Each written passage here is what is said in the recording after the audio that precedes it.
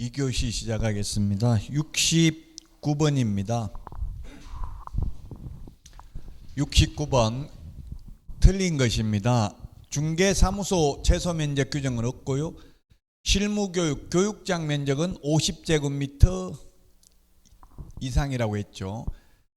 자, 그 다음에 변경된 경우에는 계약 암기 프린트 15번 계약 내용이 변경된 경우 등기 신청 전에만 가능합니다. 정정 암기 프린트 14번 정정 신청은 언제든지 가능합니다. 자, 그 다음에 3번에 분사무소의 경우에는 분사무소 설치 신고 확인서 원본을 게시해야 된다. 예, 원본이죠. 전부 자격증, 등록증.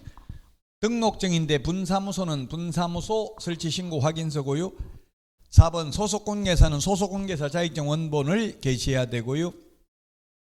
5번에 입지조건란에 판매 의료시설을 기재해야 된다. 이게 올해 7월 10일부로 개정됐습니다. 도대주 교판 5개였는데 도로, 대중교통, 주차장, 도대 교육시설, 판매 의료시설인데 이 판매 의료시설이 삭제됐죠. 올해 7월 10일부로 올해 개정된 내용입니다. 그래서 5번이 정답이 되겠습니다. 틀린 정답 5번이 되겠습니다. 자, 다음은 70번입니다. 포상금 지급 대상이 아닌 것은 했는데 포상금은 암기 프린터 28번에 보면은 거짓 해임 허가 암기 프린트 28번에 밑에 있죠. 거짓 해임 허가 거짓으로 신고한 자 계약 체결하지 않았음에도 불구하고 거짓으로 신고한 자 거짓 해임 허가 해임 허가 해는 뭡니까? 해제 등이 해제되지 않았음에도 불구하고 거짓으로 해제 신고를 하는 것을 말하고 해제됐는데 30일 이내 해제 신고하지 않는 경우는 포상금 지급 대상은 아니고 그냥 500만 원 이하의 과태료 대상입니다. 암기 프린터 28번 그 밑에 있습니다. 밑에가 부동산 거래 신고 등에 관한 법률이죠. 거짓 해임 허가 동그라미 해놨죠. 동그라미 3번에 보니까 미해제되는데 거짓으로 해제 신고라고 돼 있잖아요. 3천만 원 이하의 과태료. 그래서 3번입니다. 3번. 요거는 500만 원 이하의 과태료입니다. 포상금 지급 대상은 아니고요. 그래서 4번처럼 해제 등이 되지 않았음에도 불구하고 거짓으로 해제 신고한 경우, 그 다음에 허가받은 목적으로 사용하지 않는 경우 하나 더 있죠.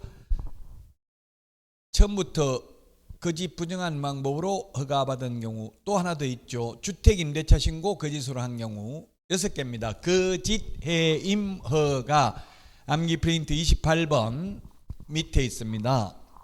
그래서 3번이 틀린 정답이 되겠습니다.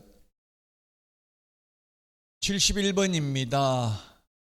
상가 임대차와 관련해서 틀린 것 요약집 190페이지에 있습니다. 190페이지. 세종시의 경우에는 세종시는 6억 9천이 아니라 5억 4천입니다. 5억 4천. 서울 9억, 과밀억제권역 6억 9천, 광역시 5억 4천, 기타 지역 3억 7천이죠. 요약집 190페이지 있고요. 박스에 암기 프린터는 29번 암기 프린터는 29번에 있습니다. 29번에 동그라미 3번에 보니까 세종, 파주, 화성은 광역시에 해당되죠. 과밀억제권역이 아니고 암기 프린터는 29번에 그 밑에 상가 까만 별표 첫 번째에 상가라고 돼 있잖아요. 그 상가에 동그라미 3번에 보니까 광역시 세종, 파주, 화성, 광주, 용인, 안산은 5억 4천 이하인 경우 우선 면제받죠. 5억 4천 이하인 경우. 그래서 6억 9천 X입니다. 1번이 정답이고요. 그 다음에 2번 상가 건물의 임대차에 이해관계가 있는 자는 관할 세무서장에게 상가 건물의 확정일자 부여일, 차임 및 보증금 등의 정보 제공을 요청할 수 있다. 있는데 이해관계인의 개업공개사는 포함되지가 않습니다. 그래서 개업공개사는 요청할 수 없고 주인 동의를 받아야 가능합니다. 자, 그 다음에 3번 임차인이 임차 건물에 대하여 보증금 반환 청구 소송의 확정 판결 그 밖에 이에 준하는 집행권원에 의하여 경매를 신청하는 경우에는 민사집행법 제41조에도 불구하고 반대 의무 이행이나 이행의 제공을 집행개시 요건을 하지 아니한다 이 말인데, 이게 뭐냐면 주택이나 상가는 경매 신청을 하려면 집을 비워주고 상가를 비워주고 해야 되는 게 아니라 안 비워주고도 경매 신청을 할 수 있다. 나중에 배당금 받을 때 비워주면 된다 이런 뜻입니다. 4번 임차권은 임차 건물에 대하여 민사집행법에 따른 경매가 실시된 경우에는 그 임차 건물이 매각되면 소멸한다. 다만 보증금이 전액 변제되지 아니한 대항력이 있는 임차인은 그러하지 아니하다. 대항력이 있다는 말은 경매에서는 말소 규정 권리보다 최선순위 건조당보다 앞서 있는 경우만 대항력이 있죠. 그렇습니다. 최선순위 임차권은 전액을 변제받을 때까지 대항력을 주장할 수 있습니다. 그러나 최선순위 전세권자는 배당 요구하면 말소되죠. 최선순위 임차권은 배당 요구했다 하더라도 전액을 다 받을 때까지는 대항력을 주장할 수 있다.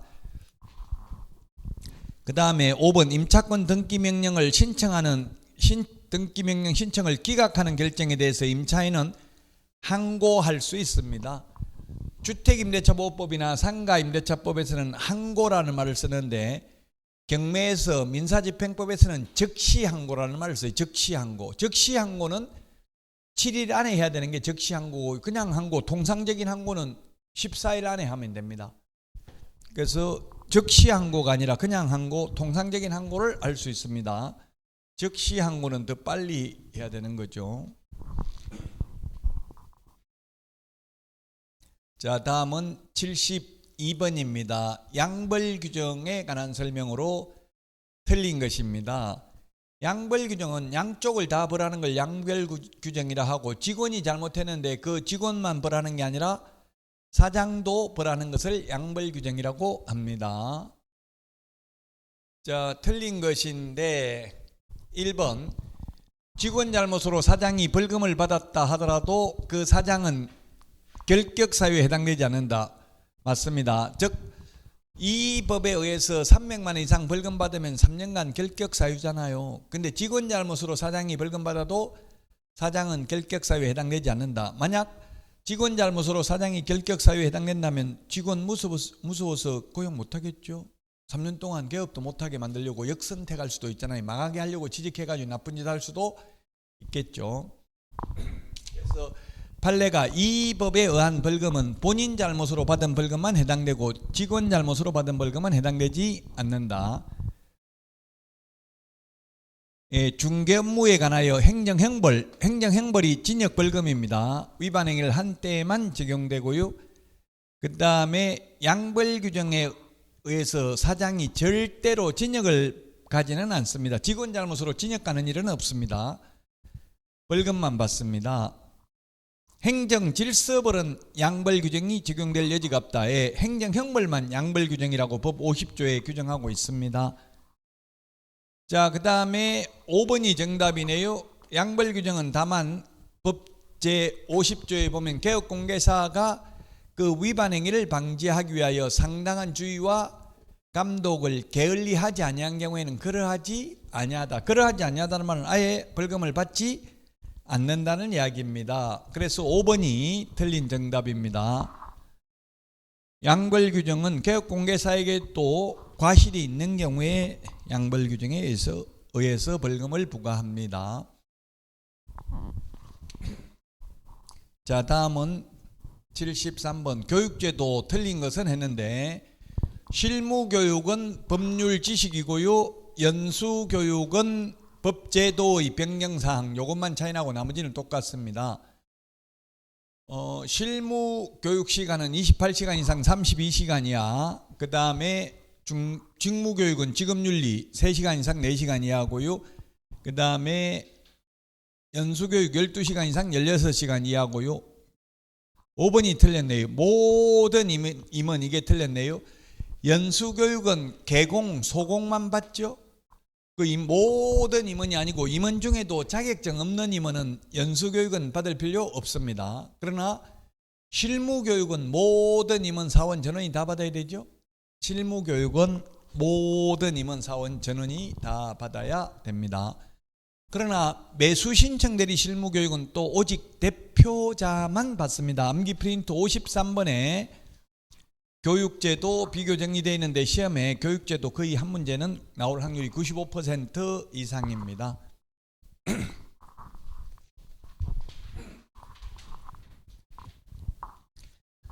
자, 다음은 74번입니다. 옳은 것은 했는데 무상중개의 경우에도 확인 설명하여야 합니다. 예, 확인 설명은 어떠한 경우에도 생략할 수 없습니다.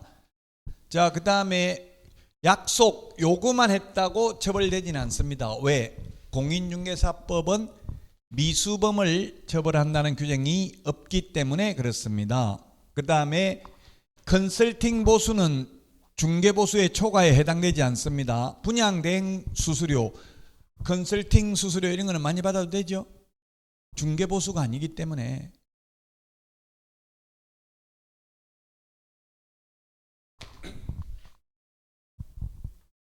자, 그 다음에 리얼에 보니까 형법 제38조에도 불구하고 제48조, 49조에 규정된 죄와 다른 죄의 경합범에 대하여 벌금형을 선고하는 경우 이를 분리해서 선고해야 된다. 맞습니다. 왜냐하면 공인중개사법 위반으로 300만 이상 받으면 결격 사유잖아요. 그래서 무슨 법 위반으로 벌금인지를 구분해야 됩니다. 맞습니다. 이거. 그 다음에 미험은 시험에 나온 적은 없는데 판례가 있습니다. 이게 공인중개사가 개설 등록을 하지 아니한 채 중개업을 하는 경우에는 무등록 중개업자로 처벌받지만 공인중개사가 아니어서 애초에 등록할 수 없는 사람이 부동산 중개업을 영위하는 경우에는 형사처벌 대상이 아니다 했는데 당연히 이게 무등록 중개업자죠. 자격증을 따고 등록하지 아니한 사람이나 자격증이 없어서 등록 안 한 사람이나 똑같다고요. 처벌한다고요. 등록 안 하고 중개업을 하면. 그래서 틀렸습니다. 미험은. 지금 옳은 것이니까 두 개네요. 기억하고 리얼 2번 두 개가 정답이 되겠습니다.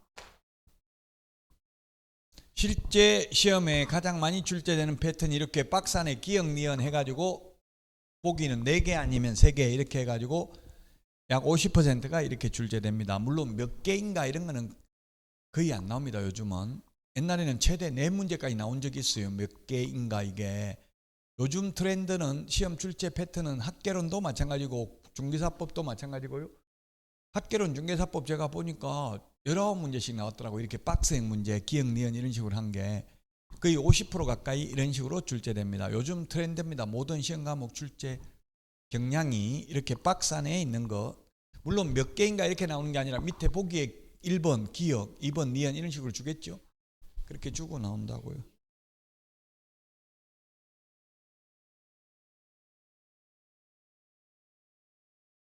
이게 약속 요구만 했고 실제 받지 않았다면 미수 받았다 안 받았다가 규정이 없는데 조금 약간 애매하긴 한데 약속 요구하는 행위를 이렇게 했잖아요. 받았다 안 받았다는 판단하지 않았고 요구만 해. 예를 들면 실제 이런 거예요. 입금가 10억, 10억만 입금시켜주고 땅 더 받는 거는 개업공개사님 다 먹어도 좋다. 13억 받으면 2억 먹어도 3억 먹어도 좋다. 예를 들면 이런 식으로 했다고 해서 처벌받는 건 아니라고요. 실제로 초과해서 받아야 위반이에요. 미수범을 처벌한다는 규정. 미수의 거칭. 실제 받았다는 말이 나와야지. 받기로 약속만 했고 지금 받았는지 안 받았는지는 뭐 표현 아예 그 자체는 판단하지 않았잖아요. 약속 요구만 한 거 가지고 처벌할 수 있다. 그건 아니라고요. 일단 초과해서 받아야 되지. 지금 뭐 받았는지 안 받았는지는 아예 말 자체가 없잖아요. 요구만 했다고 요구만 한 것까지만 판단한 거예요. 예를 들면 그런 것도 있어요. 중개보수 초과해서 받으면 그러면 등록 취소하여야 합니까? 할 수 있습니까? 예를 들면 중개보수를 초과해서 받으면 등록 취소할 수 있다. 하여야 한다. 그냥 중개보수 초과해서 받았다 하면 할 수 있습니다. 법 11, 우리 암기 프린트 11번에. 근데 또 가령 문제에 중개보수를 초과해서 관할 법원으로부터 벌금 300만 원을 선고받았다 하면 하여야 합니다. 똑같이 중개보수를 초과해서 받아도 문제를 그 주어진 지문에서만 판단해야 돼요. 초과해서 받았다 하면 지금 벌금을 얼마 받은지는 아직 판단 안 했잖아요. 그러니까 그냥 취소할 수 있고, 아직 벌금 확정 징역 벌금 나오려면 한 몇 달 걸리잖아요. 소송하고 재판하면. 그러니까 초과해서 받은 것만 가지고 바로 취소할 수 있고, 나중에 300만 원 이상 벌금이 확정되면 그때는 취소하여야 합니다. 그 마찬가지로 이것도 약속 요구만 한 거는 위반이라고 볼 수 없고, 만약 초과해서 받으면 위반입니다. 받았다는 말이 나오면. 75번입니다. 틀린 것은 했는데, 요거는 암기 프린터 51번에 1번부터 4번까지 있죠. 51번에 1번부터 4번까지 있는데요. 중개사무소 개설 등록 신청 시 자격증 사본 제출하지 않습니다. 분사무소 책임자 자격증 사본도 제출하지 않습니다. 소속 공개사 자격증 사본도 제출하지 않습니다. 그런데 4번 거래정보사업자 지정 신청할 때는 자격증 사본 제출해야 되고요. 암기 프린트 51번에 5번 보면 매수 신청 대리인 등록 신청할 때도 자격증 사본을 제출해야 됩니다. 그래서 이거 1번부터 3번은 왜 제출 안 합니까? 국토부에 물어보니까 이거는 직접 등록관청이 시도이사에게 자격 확인을 요청하면 자기 있는지 없는지, 그 인터넷으로 제가 해보니까 실제 공무원이 보는 그 인터넷 사이트에 등록하는 사이트에 보니까 아예 자격증 언제 땄는지 다 뜨더라고요, 전산에. 그러니까 제출할 필요 없다는 이야기. 그러면은 거래정보사업자 지정신청서도 그렇게 따지면 인터넷으로 확인 가능할 텐데, 그 행정전산망을 통해서 이거는 왜 제출해야 됩니까? 물어보니까 이거는 왜 빠졌지? 자기들이 아마 입법의 불비인 것 같아요. 모르고 실수로 요거는 뺀 것 같아요. 어쨌든 실수든 뭐든 결론만 시험에 나오니까요. 그 논리적으로 설명하기가 좀 어려워요. 1번, 3번은 제출 안 하는데 왜 4번은 제출하는지 그 논리적으로 설명해봐라 하면 좀 어렵다고 설명하기가. 그냥 암기해야 됩니다. 안 되면. 현실적으로는 거래정보사업자 협회 한방 정보망 하나밖에 없습니다. 5번 중개사무소 이전 신고 시 등록증 원본을 제출해야 된다. 그렇습니다. 등록증 원본에 만약 예를 들어서 이천에 있다가 여주로 옮겼으면 이천 거 반납하고 여주시장한테 새로 받아야 되잖아요. 그 반납할 때 원본 반납해야지 4번 반납하면 안 되겠죠.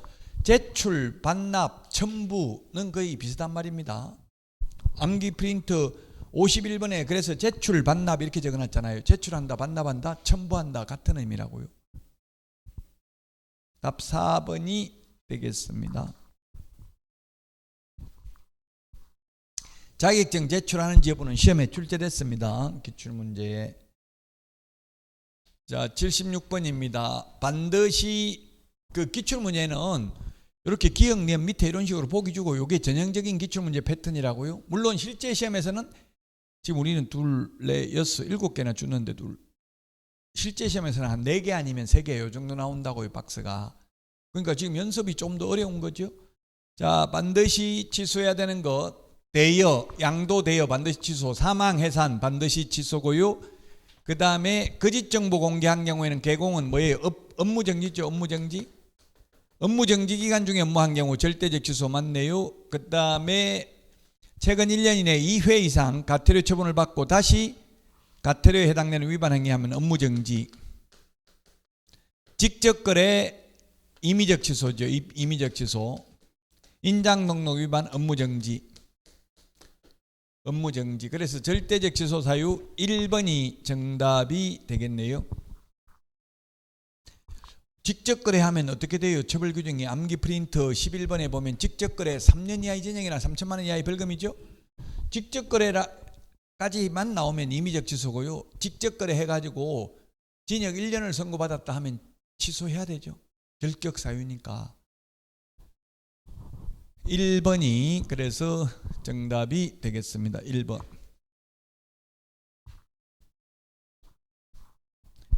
이거 반드시 암기해야 됩니다. 절대적 취소, 임의적 취소, 업무 정지, 자격 정지, 자격 취소 여기서 두 문제 나오고요. 그 다음에 3년에 3천만 원, 1년에 1천만 원, 500만 원 같으려 100만 원 이하의 같으려 여기 합해서 두 문제 나옵니다. 총 4문제 나와요. 단순히 암기하는 건데 4문제면 10점이죠. 거의 당락을 결정해요. 학원 다니시는 분 중에는 전부 다 55점에서 65점대 사이에 걸쳐 있어요. 떨어져도 최소한 55점 이상은 받아요. 합격해도 거의 90% 수험생이 65점 밑으로 합격해요. 너무 고득점 하면 별로 좋진 않아요. 너무 고득점 하면 현업에 나가서 돈은 잘 못 벌어요. 점수와 돈 버는 거는 반비례하는 경향이 있더라고요.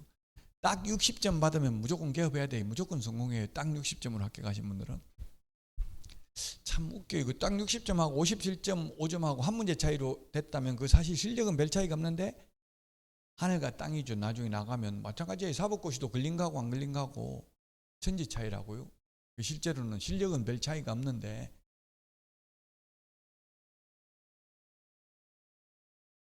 자, 자격증을 부정하게 취득한 경우 자격 취소 사유에 해당합니다. 암기 프린터 18번에 있습니다. 부양지검이라고 했죠. 부양지검. 부정한 방법으로 자격 취득한 경우 양도되어 자격 정지기간 중에 업무하거나 자격 정지기간 중에 이중소속, 그 다음에 업무 관련 범죄로 금고 이상 집행유예를 받은 경우도 자격 취소된다. 집행유예 포함합니다. 자, 그 다음에 시험에 응시할 수 없다 했는데 어느 하나라도 응시되면 시험에 응시할 수 없다 했는데 시험에 응시는 가능한데 개업하거나 취직을 못하는 거죠. 미성년자도 결격사유인데 개업공개사 등의 결격사유인데 시험은 볼 수 있잖아요. 자, 그 다음에 부정행위 5년간 시험 못 봅니다. 그 다음에 공인중개사가 아닌 자가 공인중개사 이와 유사한 명칭을 사용하면 1년 이하의 징역이나 1,000만 원 이하의 벌금. 자격증 없는 분이 대표자, 사장, 회장, 소장 이런 명칭 쓰면 1년에 1,000만 원입니다. 그 다음에 1차 시험에 합격한 자에 대해서는 다음 해의 시험에 하나여 1차 시험을 면제하는 게 아니라 다음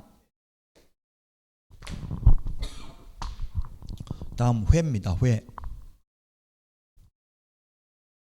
아직 실제 시험에서는 솔직히 5번이 나오지 않았습니다. 출제위원이 이런 걸 못 찾아서 아마 못 냈을 거예요. 이렇게 출제위원들이 저만큼 공인중개사법을 아는 사람은 거의 없어요. 학원 강사 빼고는. 학원 강사들이 최고 잘 알죠. 그 출제하는 사람도 학원 강사만큼 모른다고. 몰라도 출제는 할 수 있어요. 기출문제 보고. 그래서 이런 걸 발견을 못해서 안 낸 거고요.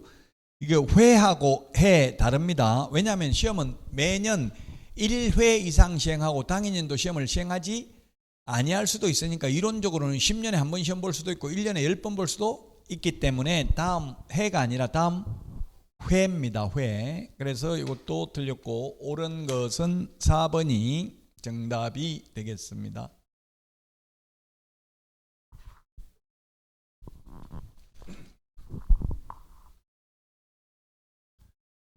자, 그 다음에 78번입니다. 주택임대차 보호법에 관한 설명으로 틀린 것인데 임차인의 계약갱신 요구권 등의 개정 규정은 이 법 시행 후에 체결된 임대차부터 적용하는 게 아니라 존속 중인 임대차에 대해서도 적용이 됩니다. 그 법에 그렇게 정한 거예요. 존속 중인 임대차에 대해서도 적용하는 걸로. 이 계약갱신 요구권이 아마 2021년도에 생겼죠. 2021년 한 6월 1일 이 정도부터 생겼을 텐데요. 그래서 이제 현업에 나가도 그렇고 여러분들이 건물주라도 그렇고요. 2년 지나면 2년 더 연장해 줄 수 있으니까 그냥 어차피 2년 더 사는 줄 알고 주인이 가만히 있는 경우 있어요. 말 안 하고 어차피 계약갱신 요건 하면 2년 더 살 거니까 반드시 문자나 이런 걸 보내가지고 계약갱신 요건 행사하겠다는 말을 하도록 만들어야 돼요. 계약갱신 요건 행사해서 5% 올려주고 살 거 아니면 나가라 이렇게 통보를 해야 돼요. 가만히 있어버리면 자동 연장되죠. 2년이 자동 연장되고 나면 또 2년 지나서 나가라 하면 그때 계약갱신 요건을 행사한다 할 수 있다고요. 왜? 계약갱신 요건은 1회에 하나여 행사할 수 있습니다. 한 번은 언젠가는 행사할 수 있다고요. 반드시 주인 입장에서는 계약갱신 요구권 행사할 거 아니면 나가라 이렇게 말을 해야 돼요. 말하는 것보다 문자로 보내는 게 좋겠죠. 증거를 남겨야 되니까. 여러분들이 이때까지 이제 공부를 했기 때문에 나한테 불리한 증거는 없애고 유리한 증거는 보관을 해놔야 돼요. 휴대폰 이게 중요한 증거잖아요. 휴대폰 굉장히 우리 적발되기 전에 막 휴대폰 집에 던지고 그렇게 하잖아요. 어떻게 전자레인지에 돌리고 이렇게 해도 또 다 복구하나 보더라고 웬만한 거는.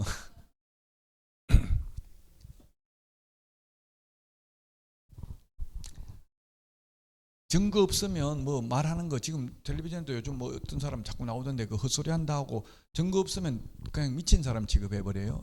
그러니까 증거 나한테 유리한 증거는 남겨놔야 돼요 항상.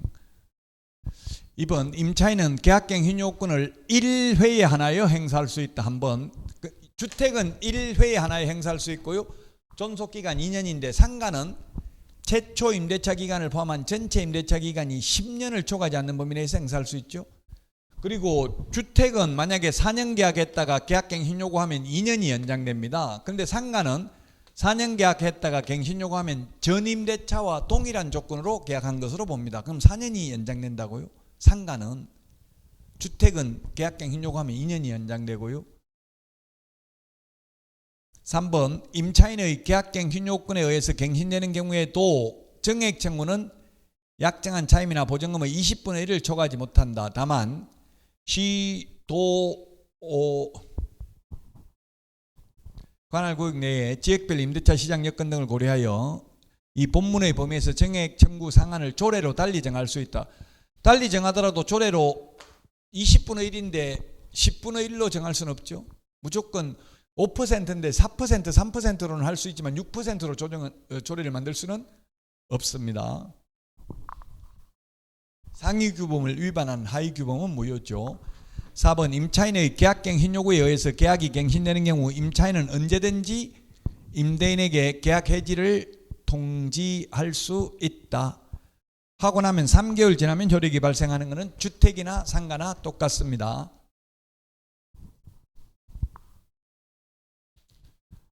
그 답 1번인데요. 자, 이게 최근에 상가 판례가 있는데 아마 나오기는 좀 힘들긴 9월 달에 나온 판례인데 하루 전에 상가는 하루 전에 나간다고 하고 주택도 하루 전에 뭐 가령 2년 계약했습니다. 주택이든 상가든 상가도 2년 계약해도 되죠. 뭐 3년 하면 안 된다는 법은 없어요. 최단기가 1년이지 최장기는 없다고요. 영구 무한히 임대차 계약 체결한 경우도 있어요. 제가 단국대 천안의 캠퍼스 그 강의하는데 보니까 천호지 호수라고 있는데 그게 단국대학교하고 농어촌 공사하고 100년 임대차 계약 체결했다고 100년 됐다 하더라고요. 제가 확실하게 뭐 제가 한 건 아닌데 100년 그 차임을 미리 매월 주는 게 아니라 미리 다 줬을 수도 있어요. 그럼 학교 앞에 있는 거 그 뭐 다른 거 이제 임차인이 그 정해져 있기 때문에 뭐 하려면 다 임차인 동의 받아야 돼. 주인이라도 자기 마음대로 뭐 못 하잖아요. 공사 같은 거 하려면. 그 뭐 돈을 얼마 주는지 모르겠지만 농어촌 공사니까 뭐 조경 같은 거 이런 거 다 거기서 하고 이러니까 학교는 엄청나게 좋은 거죠. 자, 어쨌든 주택 상가가 있는데 주택 상가 계약 기간 끝나기 하루 전에 나간다고 하면 주택은 어떻게 되냐고요? 하루 전에 나간다고 하면 세입자가 나간다고 한다고요. 그럼 하루 끝나면 내일 만기인데 하루 전날 나간다고 해서 그러면 내일 만기 끝나면 돈 내줘야 된다. 나간다고 한 날로부터 3개월 후에 내주면 되죠. 만기 끝난 날로부터 3개월이 아니고. 근데 상가입니다. 상가는 내일 만기인데 하루 전에 나간다고 하면 3개월 후가 아니라 내일 만기되면 돈 내줘야 된다는 게 판례예요. 이번에 나온 판례. 그 이유가 뭐냐면 우리 주택임대차보호법에는 주인이 6개월 전 계약기간 끝나기 6개월 전부터 2개월 전까지 아무 말 안 하면 자동 연장되는데 단 세입자가 2개월 전에까지 아무 말 안 하는 경우도 또한 같다 이렇게 돼 있어요. 또한 자동 연장된다고 돼 있어요. 근데 주택이고 이거는 상가는 주인은 6개월 전부터 1개월 전까지 아무 말 안 하면 자동 연장인데 세입자가 또 1개월 전까지 말 안 하는 경우 똑같다 이런 말이 없어요. 상가는. 그러니까 하루 전에만 해도 상가는 돈 다 내줘야 된다고요. 만기되면. 요거는 그 판례가 상가도 하루 전에 말했기 때문에 주인이 이거는 묵시적 갱신됐기 때문에 3개월 지내서도 3개월 월세를 떼고 내줬어요. 근데 대부분까지 갔는데 3개월 월세 까면 안 되고 다 내줘야 된다. 요번에 나온 판례라고요. 최근 판례는 아마 판사 그 출제인들이 잘 몰라서 안 낼 가능성이 많습니다. 근데 옛날에 나온 적은 있어요. 최근에 바뀐 것도. 그래서 준비는 해두는 게 좋겠죠. 자, 1번이 정답이 되겠습니다. 실제 현업에 가면 매매보다 외려 임대차가 더 많습니다. 거래되는 건수가. 자, 79번입니다. 좀 어렵죠. 이게 실제 시험에 이렇게까지 나온 적은 없습니다. 계약갱신 요구권을 거절하여 임차인에게 손해가 발생한 경우 배상할 최대 금액은, 근데 법조문에는 그렇게 나와 있죠. 최대 금액은 뭡니까? 3개월간 환산월차임, 그 다음에 기존 세입자한테 받던 환산월차임과 그 사람 내보내고 새로운 세입자 받아서 환산월차임 차액 2년분, 그 다음에 실제 손해 입은 액 중에서 큰 금액이잖아요. 큰 금액. 그 법조문을 가는 예시 요거 계산하는 걸 내놓은 거예요. 1억에 월 25만 원 2년간 임대차 계약을 체결했다. 계약기간 만료 2개월 전에 을의 갱신을 요구하였다. 갑은 실제 거주한다는 이유로 갱신을 거절하고 1개월 후 새로운 임차인 병에게 보증금 2억에 월차임 50만 원 2배로 올려받았네요. 갱신 거절 5개월 후 을이 갑에게 손해배상을 청구할 수 하였다. 미음 갱신 거절 당시 기준금리는 1%로 가정한다. 을의 손해액은 800만 원이고요. 갱신 거절 당시 갑과 을 간의 손해배상 예정에 관한 합의는 없다. 합의됐으면 합의된 금액을 지급을 해야 됩니다. 자, 그러면 환산 월차임인데 월차임 전환율이 얼마입니까? 월차임 전환율이 그 암기 프린트 29번 보시면 암기 프린트 29번에 월차임 전환율 1할 또는 기준금리 더하기 2%라고 돼 있죠? 이 주택이죠. 그럼 기준금리가 1%니까 더하기 2% 하면 3%죠? 3%. 3%면 얼마입니까? 300만 원이잖아요. 300만 원. 1억이자고 지금 1억. 1억을 이걸 월차임, 환산월차임이라고 하면 전세를 월세로 돌리는 게 환산월차임이에요. 그러면 3% 하면 얼마입니까? 300만 원이잖아요. 연 300만 원이거든. 나누기 12달 하면 한 달에 25만 원. 그러면 기존 월세가 25만 원 있으니까 환산월차임은 얼마예요? 50만 원이죠. 50만 원. 50만 원인데 지금 2억에 50만 원이니까 2배 늘렸으니까 환산월차임이 이게 100만 원이겠죠. 100만 원. 계산해보나 안 해보나.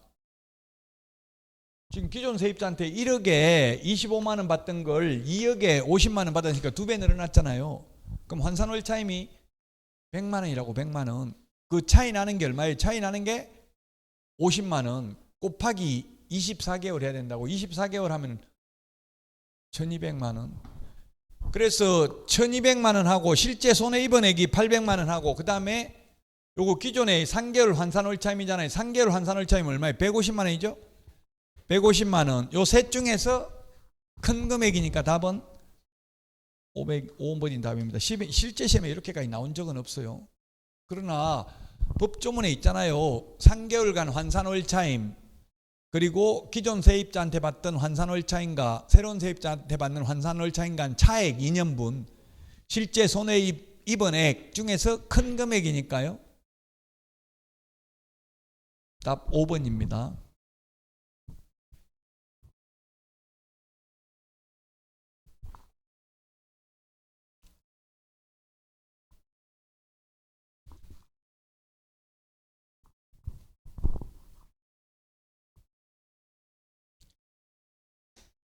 자, 80번입니다. 주택임대차 틀린 것은 했는데 요게 틀렸네. 1번에 옛날에 1개월이었는데 지금은 6개월 전부터 2개월 전까지로 바뀌었죠. 주택은 상가는 1개월 전까지고요.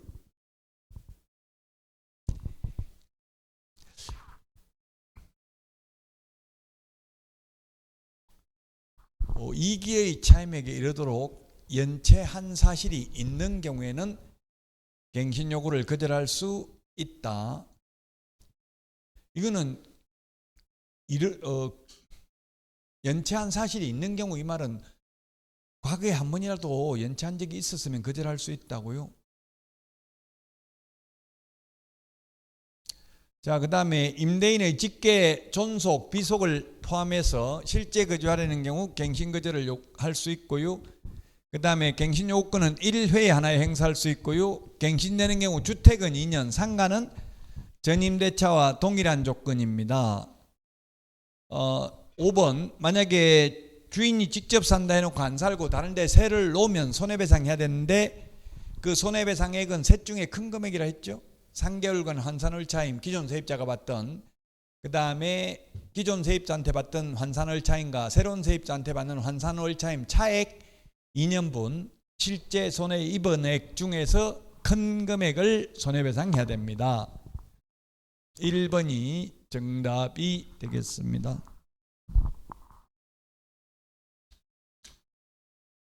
81번입니다. 포상금에 대해서 틀린 것입니다. 공무원이 월급 받으면서 단속 조사해가지고 포상금 신청하면 안 되겠죠. 그 다음에 2번은 자기가 위반해놓고 자기가 포상금 달라는 것도 안 되고요. 그 다음에 익명, 가명. 익명은 이름 안 적고 신고한 경우 포상금 안 주고요. 가명으로 나후나 너후나 태지나 이런 걸로 신청하면 포상금 못 받죠. 김수미 씨 본명이 김영옥이잖아요. 김영옥으로 본명으로 신청해야 된다. 자, 그 다음에 4번 신고관청 또는 허가관청은 포상금 지급 결정된 날로부터 1개월 이내에 포상금을 지급해야 된다. 공인중개사법은 1개월 이내에, 부동산거래 신고 등에 관한 법률은 접수된 날로부터 2개월 이내입니다. 2개월 이내. 암기 프린트 38번에 3번, 38번에 3번하고 45번에 3번 두 개를 비교해야 됩니다. 공인중개사법은 결정일로부터 1개월 이내, 암기 프린트 38번에 3번 부동산거래 신고법은 접수된 날로부터 2개월 이내 포상금을 지급해야 됩니다.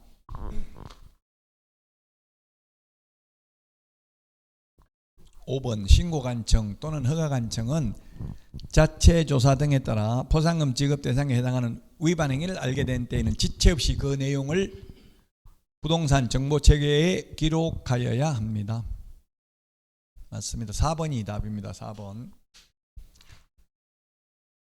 암기 프린트 45번에 1개월 나와 있고요. 38번에 2개월 나와 있습니다. 자, 82번. 요 문제가 그대로 나온 건 아닌데 이 취지와 관련된 문제가 민법에서도 출제됐습니다.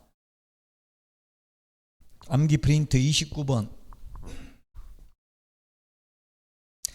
암기 프린트 29번에 보면 맨 밑에 모든 상가 적용되는 거, 모든 상가 적용된다 이 말은 9억 초과하는 경우에도 적용된다 이 말이죠. 모든 상가 이렇게 하면 좀 약간 안 맞을 수도 있는데 논리적으로 보면 어쨌든 9억 초과하는 경우에도 적용되는 게 뭐가 있냐면 임시 특례 규정이 있습니다. 2020년 9월 29일부터 6개월간 연체한 차임은 3개의 차임액을 연체하는 것으로 보는데 포함시키지 않는다. 코로나 때문에 영업 금지, 아예 집합 제한 명령을 내렸었잖아요. 그 다음에 임시 특례 적용된다고 했고요. 9억 초과더라도 표준계약서, 표준 권리금 계약서, 상가 임대차 표준 계약서는 9억 초과더라도 권장할 수 있고요. 대항력, 계약 갱신 요구권, 권리금 회수 기회 보장, 3개의 차임액을 연체했을 때 해지하는 거, 요거는 9억 초과하는 경우에도 적용됩니다. 9억 초과하는 경우에 적용되지 않는 거 되는데 대항력은 적용되고요. 그 다음에 계약갱신 요건 적용되고요. 묵시적 갱신, 법정 갱신은 적용되지 않습니다. 적용되지 않는 것. 100분 5를 초과하지 못한다. 적용되지 않죠. 시세만큼 올릴 수 있습니다. 권리금 회수기에 보장되고 표준 권리금 계약서 사용 권장되고요. 3개의 차임액 연체한 경우에 해지할 수 있다. 적용됩니다. 그 다음에 월차임 전환율 적용 안 되고요. 요거 적용 안 되고, 적용 안 되는 거 3개 3번이고요. 상가 건물 임대차 표준계약서 사용 권장할 수 있습니다. 요 3개 적용되지 않는 거 3개 있는데, 이거 말고도 또 적용되지 않는 게 뭐 있어요? 최우선 면제, 우선 면제 안 됩니다. 최단기 존속기간 적용되지 않습니다. 임차권 등기명령 제도도 적용되지 않습니다. 9억 초과하면 서울에서 9억 초과, 과밀억제권역 6억 9천, 광역시 5억 4천, 기타 지역 3억 7천 초과하면은 최우선 면제, 우선 면제, 최단기 존속기간 이런 거는 적용되지 않습니다. 그래서 서울에서 9억 초과, 지금 2천, 여주에서 환산보증금 3억 7천 초과하면 아예 확정일자 2장도 안 찍어줍니다.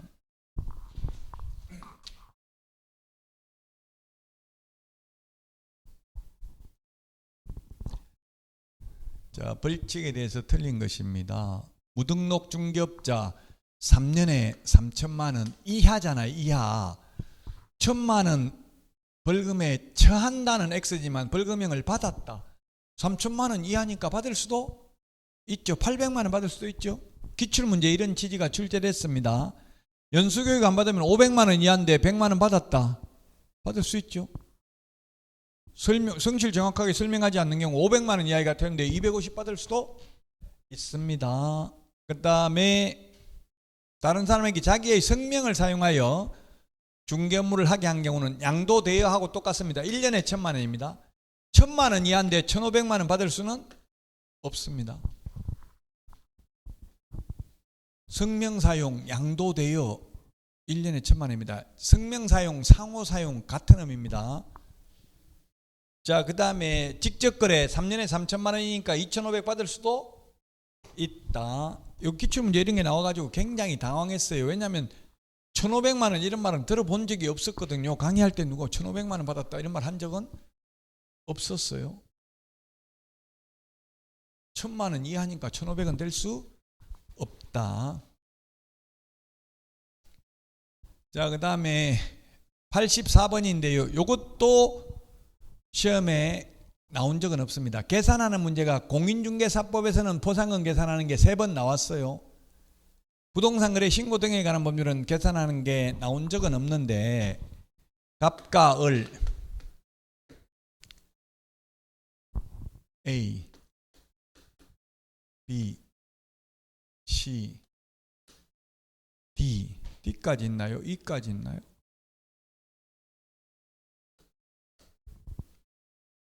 D? 이는 어디 있어? 맨 밑에 E, D, E. 자, 먼저 그 포상금 우리 암기 프린트 28번을 보면 28번에 보면 거짓 해임 허가인데 거기에 뭐라고 돼 있어요? 그 밑에 보니까 거짓 해임 허가 밑에 4번 맨 뒤에 보니까 거짓 해임 허가 4번 뒤에 보니까 1번부터 4번까지는 가태료 금액의 20%라고 돼 있죠.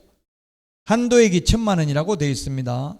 그 다음에 5번 허가받지 않거나 6번 허가받은 목적대로 사용하지 않는 경우에는 포상금이 50만 원 이하, 50만 원이라고 돼 있습니다. 자, 그러면 갑은 기억에 해제되지 아니하였으나 거짓으로 해제 신고한 경우 신고관청으로부터 가태료 1,000만 원 받았다. 1,000만 원 받으면 얼마라고 했어요? 20%면 200만 원. 그 다음에 갑이 200만 원인가요? 그 다음에 니은 을은 허가받지 않냐고 체결한 비를 신고하였고, 허가받지 않거나 부정한 방법으로 허가받은 경우 허가받은 목적으로 사용하지 않는 것은 포상금 얼마라고 했어요? 50만 원. 그 다음 디귿 해제 신고를 고의로 하지 않은 시를 신고하였고 시에 대해서 벌금 가태료 500만 원을 받았다. 해제 신고 안 하면 500만 원 이하의 가태료인데 이거는 포상금 지급 대상 아니죠. 거짓 해임 허가할 때 해가 해제되지 않았는데 거짓으로 해제 신고한 경우는 포상금 지급 대상인데 해제됐는데 30일 이내 해제 신고 안 한 경우는 포상금 지급 대상 아닙니다. 을 포상금 못 받고요. 리얼 갑과 을은 공동으로 부동산 거래 가격 신고를 거짓으로 한 D를 신고하였고 D는 신고 관청으로부터 과태료 1억을 부과받았다. 갑과 을 사이에 포상금 분배 약정이 없었다. 1억의 과태료니까 과태료 금액의 20% 하면 얼마예요? 2천만 원인데 한도액이 얼마라고요?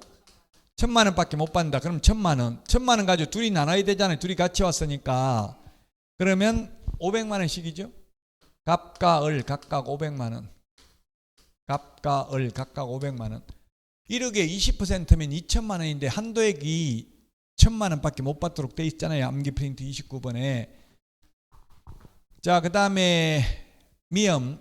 을은 허가 관청이 적발하기 전에 허가를 받아 취득한 토지에 대해서 허가받은 목적대로 이용하지 아니한 이의를 신고하였고 그 신고 사건에 대하여 허가관청이 이행명령을 한 후 이행강제금으로 5천만 원을 부과하였다. 5천만 원을 받았던 어쨌든 얼마라고 했어요? 포상금 이거는 50만 원. 암기 프린트 28번에 6번에 보니까 허가받은 목적대로 미사용했을 경우에는 이행강제금을 취득가의 최대 10%를 부과하는데 이행강제금을 부과하는데 포상금은 뭐라고 돼 있어? 5번, 6번은 맨 마지막에 50만 원이라고 돼 있죠. 접수된 날로부터 2개월이네. 자, 그러면 계산하면 갑 200만 원, 500만 원 합하면 700만 원. 4번. 그 다음에 을은 여기 500만 원 하고 여기 50만 원, 50만 원 하니까 600만 원. 4번이 답이죠? 4번이 답이죠? 어렵죠? 이거 정확하게 알아야 풀 수 있으니까. 못 풀더라도 지금 암기 프린트 28번 보면 지금 보고 풀면 풀 수 있을 것 같죠? 28번. 이렇게 제가 공인중개사법에 나온 걸 응용한 거고요. 아직까지 부동산 거래 신고 등에 관한 법률에서는 계산한 게 나온 적은 없다. 공인중개사법에서는 3번 출제됐었습니다.